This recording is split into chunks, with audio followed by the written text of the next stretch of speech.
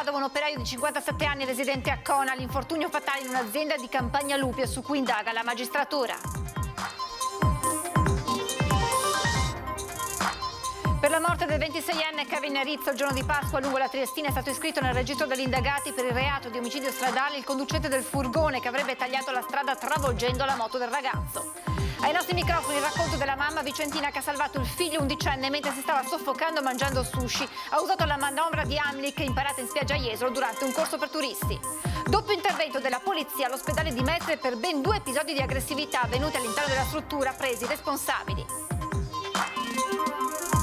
Combattiamo il degrado in via Piave anche con feste e mercatini come la Rambla Spagnola, la proposta dell'assessore comunale al commercio Costalonga, mentre continuano arresti ed espulsioni. L'organizzazione non governativa mediterranea impegnata nel soccorso in mare dei migranti critica le decisioni del governo italiano e propone che siano cancellati i vincoli inseriti nel Trattato di Dublino. La festa per i 171 anni della polizia in ospedale, luogo simbolo per sottolineare la vicinanza tra polizia di Stato e le strutture sanitarie con il personale spesso vittima di aggressioni ingiustificate. Buonasera, ben ritrovati con l'edizione veneziana dei telegiornali di Antenna 3. Apriamo dunque con l'ennesimo incidente sul lavoro. A perdere la vita un operaio di 57 anni residente a Cona, era ricoverato al centro Grandi Ustionati di Padova. Arben Sagliu, operaio 57enne residente nella frazione di Cantaranna di Cona, ha perso la vita per le gravi ferite riportate mentre lavorava nella sede di Campagna Lupia della ditta per cui prestava servizio. Il fatto risale al 5 aprile scorso, poco prima di Pasqua, ma è stato reso noto solo oggi. Sagliu, di origine albanese ma residente a Cona da più di 20 anni, era ricoverato al centro Grandi Ustionati di Padova, dove era stato trasferito dall'ospedale di Piove di Sacco. Sul posto le volanti della questura, la polizia locale e lo Spisal per i rilievi, dopo che il 57enne è stato soccorso dai colleghi e dal suo datore di lavoro che l'ha caricato in macchina per portarlo all'ospedale. Ancora sconosciute le cause dell'incidente, al vaglio dei tecnici, forse uno scoppio o un cortocircuito. La tristezza di una famiglia adesso che ha lasciato moglie e la figlia minorenne, comunque hanno un grande coraggio perché sono persone che insomma stanno affrontando una situazione terribile e come comune insomma li siamo vicini, come amministrazione li siamo vicini per dare il supporto necessario a questa famiglia che è rimasta senza una figura principale del padre. Arrivato anni fa da Tirana, Sagliu e la sua famiglia si erano perfettamente integrati a Cona. Da decidere la data dei funerali, forse anche perché sono ancora in corso indagini e accertamenti da parte della magistratura. Dispiacerei tanto e speriamo che venga accertato anche come è successo e per far sì che nei posti di lavoro insomma la sicurezza sia sempre al primo posto. Per la morte del 26enne Kevin Rizzo il giorno di Pasqua lungo la Triestina è stato iscritto nel registro degli indagati per il reato di omicidio stradale il conducente del furgone che svoltando a sinistra per entrare in un parcheggio avrebbe tagliato la strada e travolto la moto del ragazzo. Si tratta di un 40enne di Mira, disposta anche una consulenza tecnica cinematica per ricostruire nel dettaglio la dinamica. I funerali di Kevin saranno celebrati sabato alle 15 nella chiesa parrocchiale di San Giorgio di Chirignago. Una donna è riuscita a salvare il figlio che si stava soffocando al ristorante grazie ad un corso seguito in spiaggia, una storia a lieto fine. Sentiamo il racconto di quanto è accaduto direttamente dalle parole della mamma. Una decisione da prendere in pochi secondi nel tentativo di salvare la vita al figlio e Federica, che vive in provincia di Vicenza, ha fatto la scelta giusta, salvando la vita al suo bimbo di 11 anni e oggi può ringraziare l'ULSS 4 e il medico che hanno organizzato quel corso di primo soccorso. Qualche giorno fa era in un ristorante giapponese, improvvisamente il ragazzo smette di respirare perché un'alga si era incastrata in gola e stringe forte il braccio della mamma, che capisce tutto. In 2 secondi ho capito cosa stava succedendo e così l'ho preso e ho fatto quello che mi hanno insegnato al corso, quindi l'ho girato, me lo sono messo vicino alla sua schiena, vicino alla mia pancia e ho cominciato a fare la manovra che mi avevano insegnato. Parliamo della manovra di Heimlich imparata al mare a Jesolo durante un corso gratuito organizzato per i turisti. In quel momento non avevo paura, l'ho fatto proprio anche cercando di ricordare bene quello che mi avevano insegnato E insomma dopo il secondo o terzo colpo che gli ho dato, il boccone insomma avvolto da questa alga, perché praticamente era questa alga che si era incastrata in gola, è uscito. Poi insomma il coraggio è venuto meno e mi sono seduta e non riuscivo più a alzarmi. Un corso professionale, anche se svolto in spiaggia, organizzato dall'ULSS 4 con grande lungimiranza. Tutti esperti del settore, e è durato circa un'ora e mezza, 2. Abbiamo fatto anche molta pratica sui bambolotti, su dei manichini, in modo da rendere la cosa più veritiera possibile. E così mamma Federica consiglia questo corso a tutti perché nell'emergenza può salvare una vita. Io lo consiglio alle mamme, ma non solo, lo consiglio ai papà e lo consiglio a tutti, perché ovviamente può sempre essere utile. Immediato il pensiero al medico dell'ULSS 4 che era stato istruttore al corso. L'ho ringraziato spiegando un attimino cosa era successo. È stato molto contento perché ovviamente essere utili penso che per un medico sia tanto. La polizia oggi è dovuta intervenire all'ospedale di Mestre per ben 2 episodi di aggressività avvenuti all'interno della struttura. Pazienti in escandescenze oggi all'ospedale dell'Angelo, dove la situazione è stata riportata alla normalità grazie all'intervento degli operatori interni e della polizia.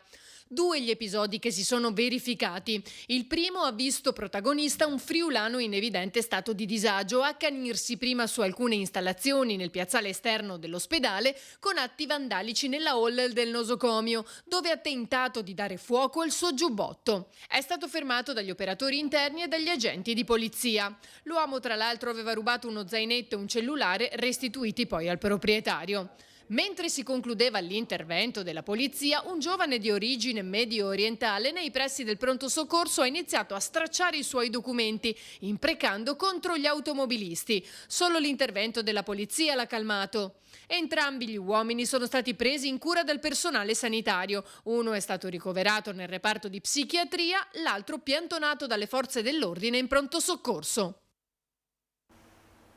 I carabinieri del nucleo natanti del comando provinciale di Venezia hanno denunciato 3 cittadini macedoni per il gioco delle 3 scatolette all'altezza del Ponte della Paglia a Venezia, riunendo un folto gruppo di turisti che da lì a poco sarebbero potute diventare le vittime del collaudato trucco degli scatolettisti. La presenza dei 3 è stata però segnalata al 112, permettendo l'intervento dei carabinieri che, nonostante il tentativo di darsi alla fuga, sono riusciti a fermare i 3 macedoni.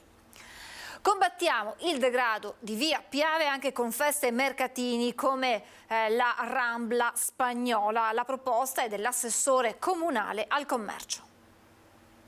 Mercatini di vario genere e street art. È la ricetta dell'assessore comunale al commercio per combattere il degrado e la criminalità in via Piave e dintorni. È un'idea che viene appunto dalla necessità di intervenire a 360 gradi su via Piave, non solo appunto con i controlli, con l'aspetto sociale di recupero delle persone, ma anche di conquistare, di riprenderci in mano quello che è un pezzo di territorio importante. L'iniziativa, che partirebbe in fase sperimentale, si terrebbe nei fine settimana dal tardo pomeriggio alla sera, sul modello della Rambla Spagnola. Le performance di artisti e i banchi commercianti infatti non occuperebbero i marciapiedi, ma direttamente la strada, che sarebbe chiusa alla circolazione. Potrebbero far sì che le persone arrivino in stazione, dalla stazione possono, attraverso questo passaggio bellissimo, attraverso questo mercatino delle pulci, mercatini vari, arrivare fino a Piazza Ferreto e quindi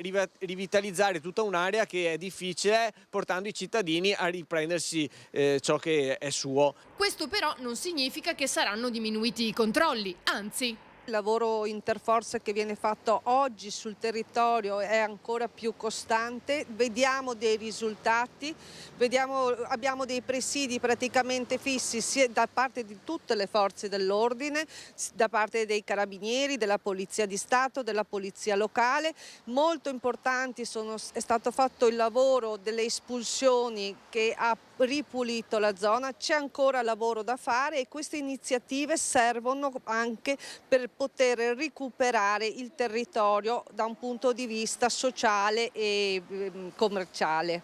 È proprio nell'ambito dell'operazione Alto Impatto, che impegna le forze dell'ordine e la polizia locale in via Piave, 2 nordafricani di 25 e 19 anni irregolari nel territorio sono stati accompagnati al centro per il rimpatrio grazie ai Vaschi Verdi della Guardia di Finanza di Venezia. È il momento di fermarci per qualche istante di pubblicità, tra poco.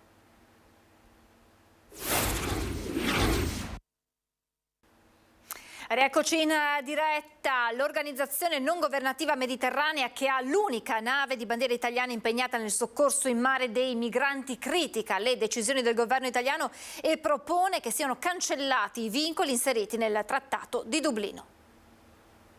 L'ONG Mediterranean Saving Humans chiede che vengano cancellati i vincoli dell'accordo di Dublino, e cioè che ai migranti che arrivano in Italia sia data la possibilità della libera circolazione legale in tutti i paesi europei, senza dover attendere, come invece prevedono le normative vigenti, nei paesi di primo sbarco che venga valutata la domanda di protezione internazionale, in quanto, spiega il capo missione veneziano Beppe Caccia, passano mesi, in alcuni casi anche anni, prima di avere una risposta. Il decreto che dichiara lo stato di emergenza di fronte all'arrivo di migranti in Italia non è la soluzione. Anzi, questo gridare all'emergenza serve soltanto a nascondere i problemi reali, concreti e le possibilità che ci sarebbero di una loro soluzione. Intanto, a monte, se si prevedessero canali legali e sicuri di ingresso in Italia e in Europa, sarebbe drasticamente ridotto il numero delle persone costrette a rischiare la vita in mare. Per Caccia ci vuole una rete di accoglienza diversa e diffusa. È tempo di rilanciare un sistema ordinario di accoglienza delle persone, un'accoglienza dignitosa, diffusa, con il coinvolgimento di tutti i comuni e degli enti del terzo settore. In questo modo sarebbe possibile dare una risposta a chi sbarca in Italia e soprattutto iniziare a ragionare sul serio di una ridistribuzione di queste persone in Europa. E dopo gli ultimi sbarchi, Jesolo si prepara all'accoglienza, ma il sindaco De Zotti avverte: i posti a disposizione sono davvero pochi.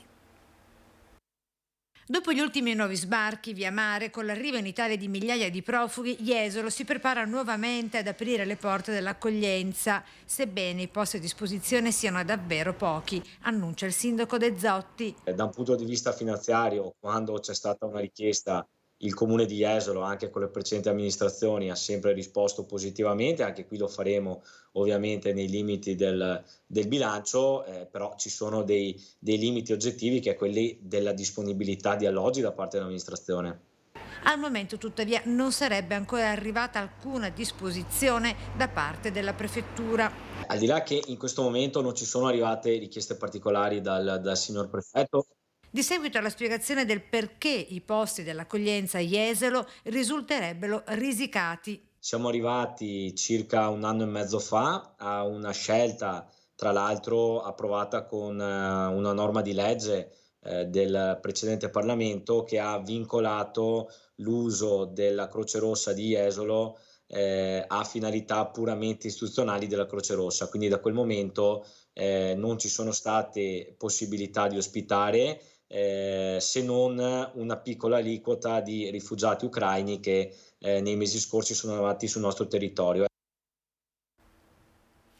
La scuola grande di San Marco, all'interno dell'ospedale civile di Venezia, ha ospitato la festa per i 171 anni della polizia, un luogo simbolo per sottolineare la vicinanza tra appunto la polizia di Stato e le strutture sanitarie e il personale che vi lavora. Purtroppo, lo abbiamo raccontato in questa edizione del nostro telegiornale, vittime spesso di aggressioni ingiustificate, 240 arresti, oltre 2.000 denunce e oltre 30.000 persone controllate. È il bilancio del 2022.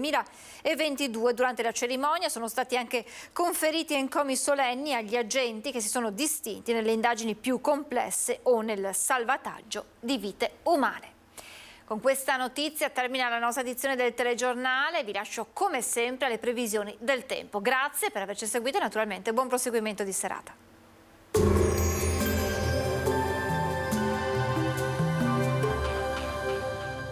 La tua bolletta continua a salire? Chiama lo 0422 32 06 05, Exi, professionisti del risparmio energetico dal 2006. Bentrovati al meteo. La perturbazione si allontana dall'Italia, ma nella giornata di venerdì 14 aprile influenzerà ancora il nostro territorio. Vediamo insieme il dettaglio. Sul Veneto al mattino ci saranno ancora tante nuvole e alcune deboli precipitazioni. In seguito esaurimento dei fenomeni a partire dai settori più occidentali della regione fino a risultare generalmente assenti nel pomeriggio, con anche qualche schiarita. Temperature stazionarie minime tra 3 e 8 gradi, massime tra i 12 e i 18 all'incirca. Ci spostiamo ora sul Friuli Venezia Giulia. Anche qui in mattinata piogge moderate. Nel pomeriggio migliora, ma non è escluso ancora qualche locale rovescio, specie sui settori più orientali. Temperature minime tra 4 e 7 gradi, massime sui 10-12 gradi. Infine diamo uno sguardo al Trentino Alto Adige. Avremo anche in questo caso isolati fenomeni a inizio giornata, poi sarà decisamente più soleggiato. Temperature minime intorno ai 3-4 gradi, massime sui 16-17 all'incirca. Dal meteo per ora è tutto, vi do appuntamento al prossimo aggiornamento.